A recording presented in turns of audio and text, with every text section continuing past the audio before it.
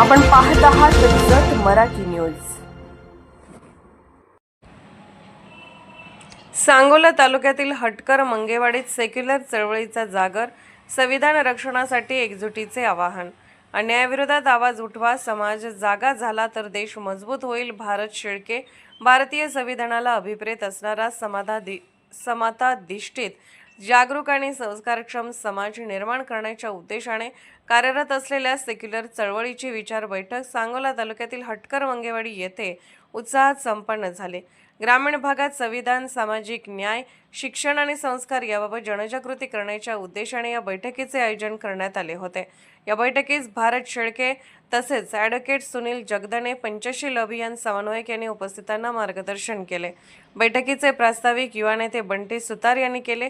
यावेळी दिलीप सुतार, दिलीप होवाळ यांनी गावातील विविध सामाजिक समस्या मांडून त्यावर चर्चा केली। चळवळ सुरू राहिली तर आपण जगणार। ॲडव्होकेट सुनील जगदने यांनी सेक्युलर चळवळीची ध्येय, उद्दिष्टे आणि कार्याची दिशा स्पष्ट करताना चळवळीशिवाय माणूस जिवंत आहे असे म्हणता येत नाही। चळवळ सुरू राहिली तर आपण जगणार, चळवळ नसेल तर आपण गुलाम होणार असा परखड संदेश दिला। समाजातील अन्यायाविरुद्ध प्रत्येकाने आवाज उठवला पाहिजे, जिथे चूक आहे तिथे चूक म्हटले पाहिजे अशी भूमिका मांडत चळवळीच्या माध्यमातून शिक्षण, संस्कार आणि सामाजिक जाणीव निर्माण करण्याचे काम केले जाणार असल्याचे त्यांनी सांगितले। त्यामुळे प्रत्येक नागरिकाने या चळवळीत सहभागी व्हावे असे आवाहनही त्यांनी केले। भारत शेळके यांनी उपस्थितांना मार्गदर्शन करताना या देशाला सुरक्षित आणि मजबूत बनवायचे असेल तर संविधानाचे रक्षण केले पाहिजे। संविधान वाचले तर आपण वाचणार आहोत असे प्रतिपादन केले।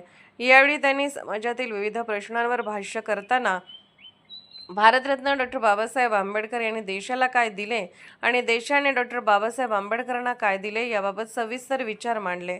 समाजातील संस्कार आणि नैतिक मूल्यांचे महत्त्व अधोरेखित करताना त्यांनी सांगितले की आईवडिलांचा सन्मान न करणारा आणि गुरुजनांचा मान न राखणारा युवक पुढे समाज सेवेऐवजी स्वार्थाला प्राधान्य देऊ शकतो। त्यामुळे बालपणापासूनच चांगले संस्कार आणि सामाजिक बांधिलकी निर्माण करण्याची गरज असल्याचे स्पष्ट केले।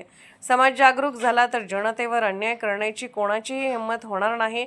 समाज झोपला तर स्वार्थी प्रवृत्ती वाढतील, म्हणून समाज जागरूक करण्याचा प्रयत्न सेक्युलर चळवळ करीत आहे असे सांगत त्यांनी सर्वांनी या चळवळीत सहभागी होण्याचे आवाहन केले। बैठकीच्या शेवटी माजी सरपंच दिलीप सुतार यांनी आभार मानले। खेळीमेळीच्या आणि उत्साहपूर्ण वातावरणात बैठक संपन्न झाली।